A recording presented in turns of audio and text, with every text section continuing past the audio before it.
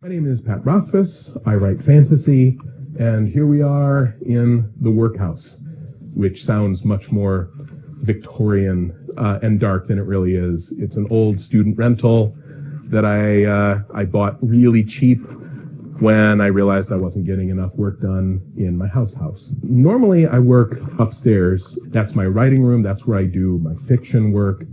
But nobody goes there. That's sort of my safe space, and I have privacy there of a very particular kind.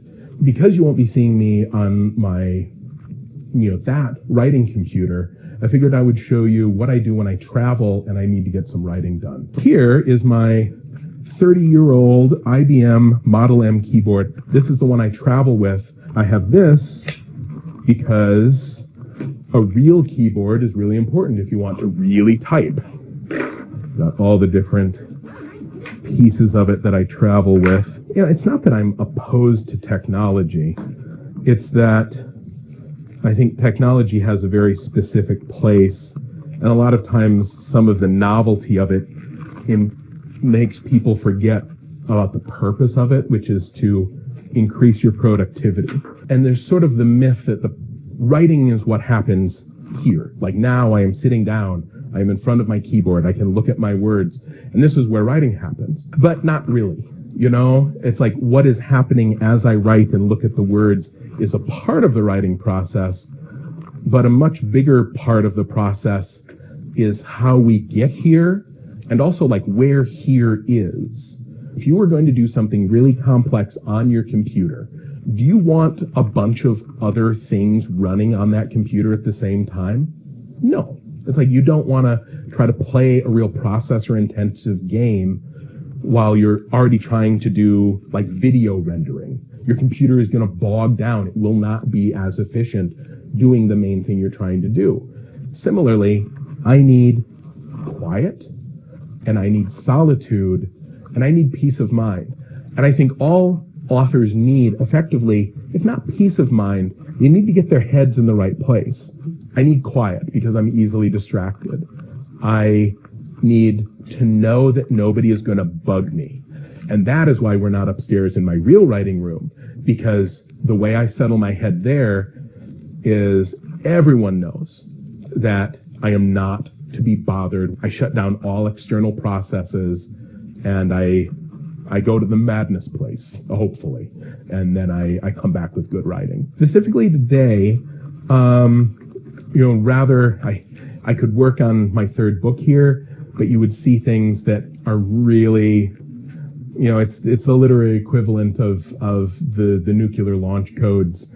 So instead, this is another type of writing that I do. I maintain a pretty active blog, talk about my kids, I talk about writing, talk about conventions that I go to. One of the big things that I've ended up doing kind of accidentally over the last couple of years is a charity called World Builders. I started it accidentally on the blog and it took off. And at this point, we have like a whole facility, and World Builders employs 6 people, and we've raised like almost $4 million for various charitable causes. And we're gearing up for our big end of the year event that starts in November. And so I need to think a little bit about how I'm going to introduce the charity this year. How am I going to, write that kind of inaugural blog? I have to kind of sell the concept of Heifer International, which is the charity we raise money for. I need to kind of talk to them about that and explain why it's an awesome thing and why they do good work. Before we actually launch the fundraiser, we're probably going to do like a teaser blog to say, it's coming up. Hey, if you're an author and you want to send us a book, that's signed, we'll show off your book and people have a chance of winning it and they can donate. I'm getting ready to write a teaser blog. This is all kind of, it's actually not very dissimilar from a novel because this isn't a blog that I'm writing. It's actually part of a much bigger thing, and all of these things come together to kind of form a narrative. And we give people who are really into it the opportunity to to do some different things, to be engaged in different ways. A lot of the money that we raise comes from maybe college students that only have, 10 or 20 or $30 to give, but it really adds up. What these people do have is friends, and they're on social media. A lot of them are like way smarter and on way different types of social media that I'm not on. And so some of them will kind of like rally their own troops. This new website that we're using for this fundraiser allows people to actually go and create their own team. So we're encouraging people to go and create their own teams. A young girl did this last year. She was like 9 years old, and she knew about my books, and her parents introduced her to this concept of world builders and Heifer International. She got her parents to help her shoot this video, and everybody found it so charming that they jumped in, and a lot of people donated again just to help her. She's like, I want to raise enough to buy a family a cow.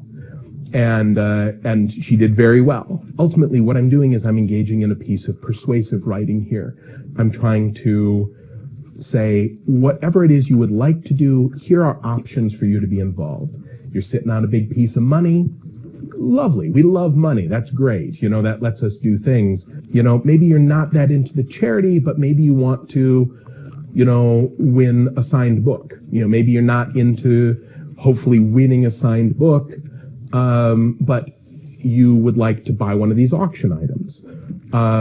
Where effectively you're buying something very tangible that you can't get anywhere else. And maybe the charity angle just makes it a little easier for you to splurge on yourself. I'm good at rhetoric. I'm good at, making things understandable to people pretty easily. And hopefully no matter where you are personally, you can find a way to come into this fundraiser and engage with it. So I'm going to grab a link, because some people have never heard about Heifer International. You've got to explain what the charity is so that somebody who knows nothing about it and potentially doesn't care can see why it's a cool thing.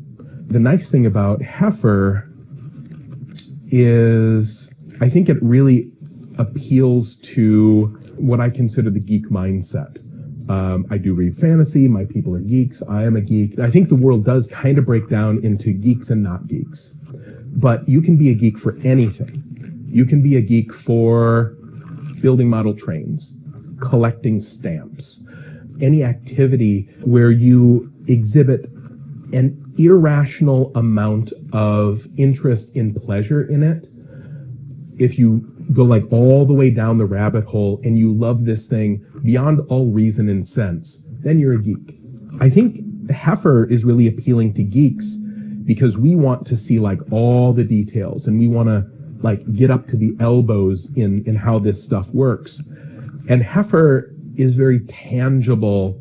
Heifer is going to take your money and it's going to buy somebody a goat. And then it will train them how to take care of a goat. And then that goat will produce milk. And anyone can get how milk going into children is a good thing. And then I close the deal because I tell you that Heifer International not only teaches these people how to take care of goats and how to pen them and how to feed them, but it teaches people to teach their neighbors how to take care of a goat and build a pen and grow food that the goats will eat. And then it has passing on the gift. So your goat has babies, and then you give one to your neighbor. In some parts of the world, the gifts have passed through 6-7 generations. In Nepal, the women all get together, they go to a new village, and they've already trained these other women. They've already built the pens. They've already given them everything they need. And it's a party for them. And you see them, and they're all lit up, and they're smiling. And so it's an easy sell because, again, geeks like the math. We like to see efficient solutions to problems. And so now I'm going to dig up some of that information because they're always adding new processes. I want to see, there's the gift catalog. I don't know if this is concrete enough to really appeal to somebody who doesn't know anything about Heifer. A donation of $72. will give people training and tools they need. That's nice, but it's not really concrete. It boosts the productivity of their small farm, conserves soil, irrigates crops. And all of this is good, but it's not tangible. I gotta sell this. Here's irrigation pumps. And this is a tangible thing. So even if you're like, boy, I don't really think, a lot of people are vegetarians. They're like, and they're like, why would I donate money so that somebody could eat a goat? That's not going to be appealing to them. And even though I don't lean in that direction, I got to respect that that's the place that my audience is coming from. So I got to give those people a different entry point into this concept of the charity. And anybody can understand how important having water is. It's like, here's $120, and this will provide an irrigation pump. And I'm going to grab this link. I'm going to tuck that in for future use. And again, geeks are smart. They will understand what a long-term solution this is. One of the things, I'm just going to make a note to myself here. About education, sanitation, conservation, working with local ecology. I can say, we work with the culture that exists, so we're not kind of being imperialistic. I'm not going to talk about being non-imperialistic because that's not going to make any sense to a lot of people who haven't studied those elements. That would be for a different, very narrow audience. I want this to be available to everyone. It's a constant war of like who your audience is and who you're trying to please, or at least not frighten away. Some people are never going to donate to this charity, so I can't write to them. It would be stupid to write to them. In the same way that some people are never going to read a fantasy book, and so trying to make them happy would be a total waste of my time. Very counterproductive. But I will talk about the culture, and geeks appreciate the math, so I can give the stats about women in and money in the family. Now, to make that stick, I'm going to have to really get some good data. I'm going to have to prove that those numbers are real. I'm just going to make a note to myself to get those numbers.